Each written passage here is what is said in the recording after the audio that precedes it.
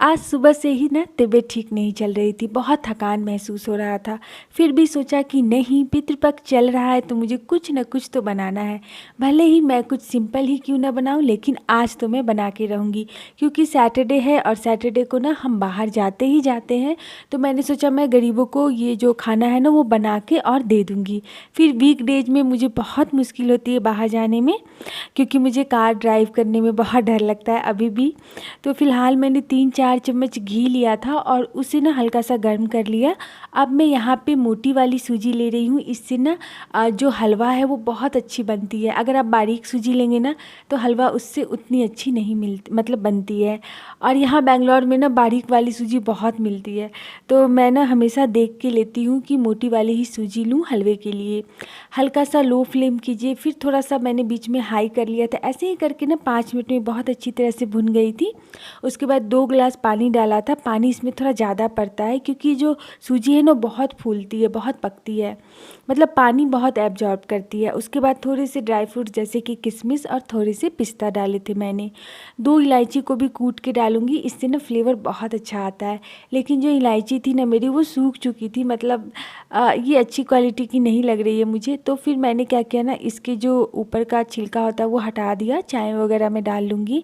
और ये जो बीज है ना उसे फिर से कूटने की कोशिश की लेकिन ये एकदम नाकाम वाली कोशिश थी मेरी, क्योंकि ये ठीक से नहीं हो पाया। आप देख सकते हैं पाउडर नहीं हुआ। फिर भी मैंने ना इसमें डाल दिया क्योंकि मेरे पास कोई ऑप्शन नहीं था, यही थे।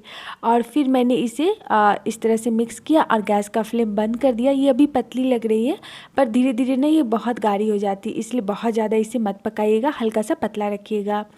अब मैं पूरियाँ बनाऊंगी ना, तो इसके लिए मैंने 1 कटोरी गेहूं का आटा लिया है, जिससे कि हम रोटी बनाते हैं।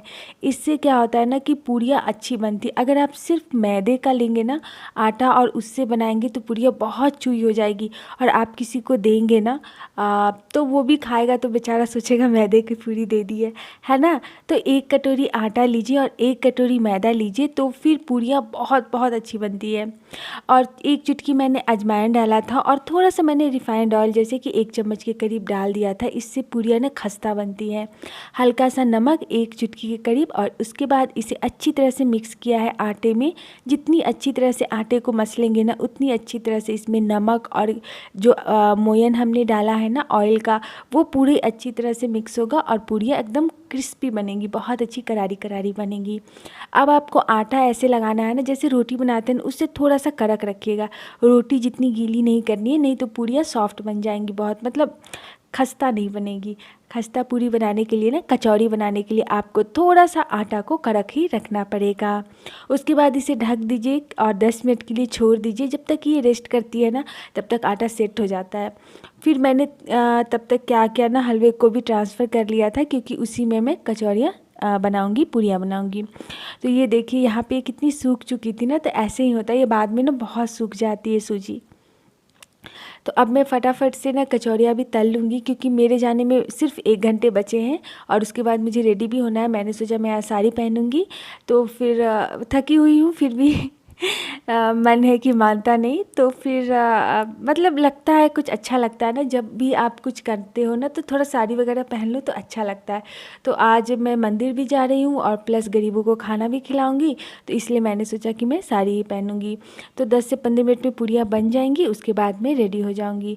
तो इसमें ना थोड़ा सा तेल बचा हुआ था जो कि मुझे ना निकालना था, यूज करना था। तो इसी में मैंने सारी लोई को डाल दिया था, ताकि ये अच्छी तरह से तेल जो है ना इसमें एब्जॉर्ब हो जाए। अब ये बहुत अच्छी तरह से बिल रही है, एक्स्ट्रा तेल लगाने की ज़रूरत नहीं पड़ी मुझे। और डब्बा भी ना पूरी तरह से क्लीन हो गया है, बिल्कुल भी उसमें तेल नहीं है।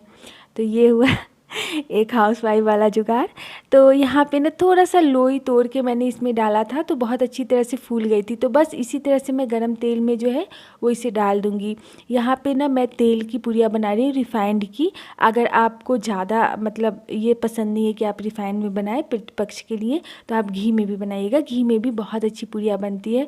और ख़ासकर पूजा पाठ में ना ये जो पितृपक्ष की थाली होती है ना उसमें घी का इस्तेमाल ही किया जाता है, पर मैंने रिफाइंड ऑयल का ही इस्तेमाल किया है। अब सारी पूरियों को मैं एक एक करके तल लूँगी, एक को पलटूँगी और दूसरा को भी जल्दी से डाल दूँगी। इससे ना बहुत जल्दी से पूरियाँ बन जाती हैं।